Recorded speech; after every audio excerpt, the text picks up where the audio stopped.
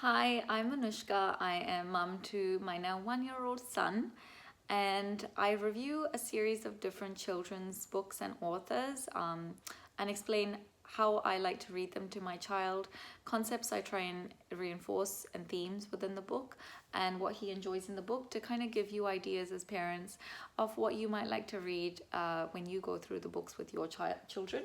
So we have here a number of books by Denise Fleming. Barnyard, Banter, in the Tall Grass. We have In the Small Pond. Then Time to Sleep and Sleepy, Oh So Sleepy.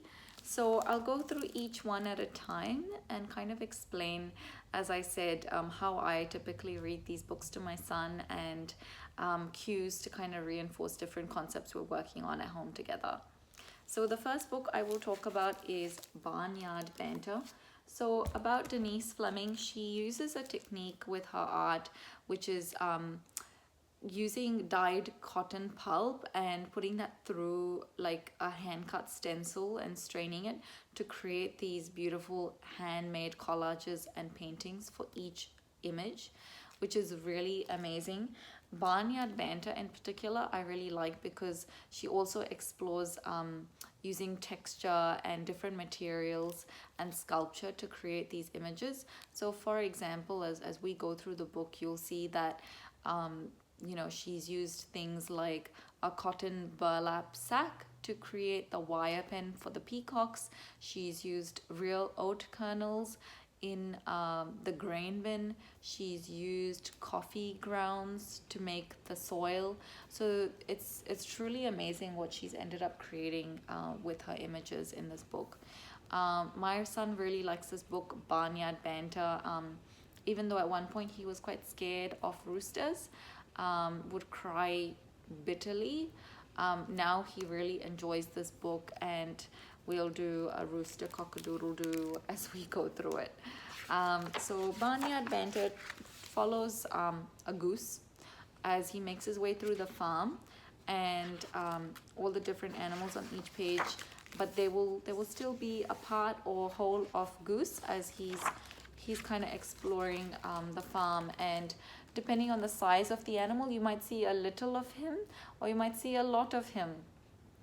So cows in the pasture, moo, moo, moo. And I'll try and do a moo noise, and here's goose over here. My son is actually very curious about the cow's udder right now, so I will explain to him that, mama makes mama milk and the cow makes cow milk. And I think he's starting to get it. And there's goose there going honk, honk, honk. And then we have roosters in the barnyard. Cock-a-doodle-doo! And we'll kind of strut around like a rooster a little bit maybe. And there's goose in the background here. So as we go through each page, he might point at the other animals or he might point at goose. Sometimes there's a cue to ask, where's goose? But where's goose? Like for example, here we have the pigs in the wallow. Pigs in the wallow. Oink, oink, oink, oink. Yeah, pigs in the wallow going muck, muck, muck. But where's goose? And then he'll point and go, here's goose. Well, I say here's goose. He just points. So we've got kittens. We have lots of different animals, but it's really cool seeing the texture. Like for example here, you can see the oats, kernels of oats that she's got here in the grain bin with the mice. And peacocks in the wire pen. So here's the burlap sack that she's used to create the wire pen for the peacocks.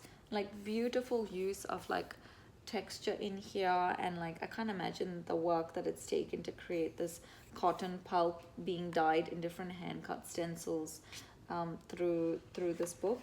And he really likes it when I go shriek, shriek, shriek, and really roll my R's. I guess I lived in Australia and New Zealand, and I don't really roll my R's as much as I live in the US now, as much as people here in the US seem to. So maybe it just sounds different when I go shriek, shriek, shriek, and I roll my R's because he's not used to that. And then he really likes this donkey going hee-haw. And there's Goose again. So yeah, as we go through each book, I won't go through each page, but as you can see with the crickets and the stone wall, suddenly Goose is really big. And so you get a sense of like, oh, Goose is the same all through the book, but he looks really big here because the crickets are so small. And I'm not sure if he's grasping that yet, or he just thinks, oh, Goose has gotten bigger and Goose is now a giant. But I'm hoping that that book kind of reinforces how, you know, when other things are small, we seem big to them. And when there are other things that are really big, we feel small in proportion. And like just the proportionality of things. We do have crickets in our backyard, so even when we're walking out of the house, there'll be some on the path. So I will sometimes stop and then say, crickets in the stone wall, chirp, chirp, chirp. And I pointed it and he started crawling around trying to catch them. So that's really fun.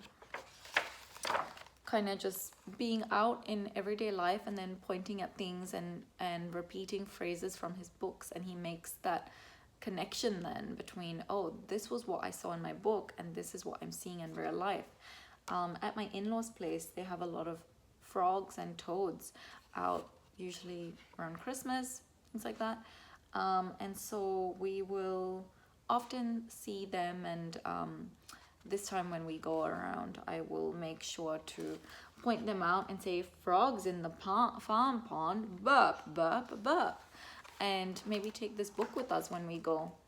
And then we get to the last page and we go through all the different animal noises. Being moo, moo, moo, cock-a-doodle-doo, cluck, cluck, cluck, muck, muck, muck, coo, coo, coo, meow, meow, meow, shriek, shriek, shriek.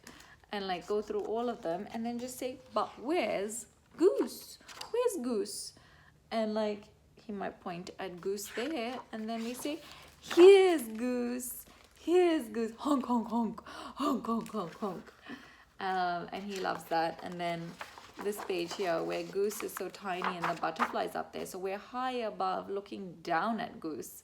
And I really like this in terms of like, I guess, getting that perspective of what's small, what's big, how do we appear small or feel big based on what's around us. And can we be up high or down low? You know, when someone is looking at us from up high, we look really small. And yeah, we kind of just talking through things like that with my son. I'm not sure how much exactly he's understanding, but it's a really good book for kind of planting those seeds, and really fun, beautiful images. And I really enjoy the artwork, which I'm sure he does as well. So there we go. This is Barnyard Banter. We will now be looking at another one of Denise Fleming's book, which is In the Tall, Tall Grass. Thank you.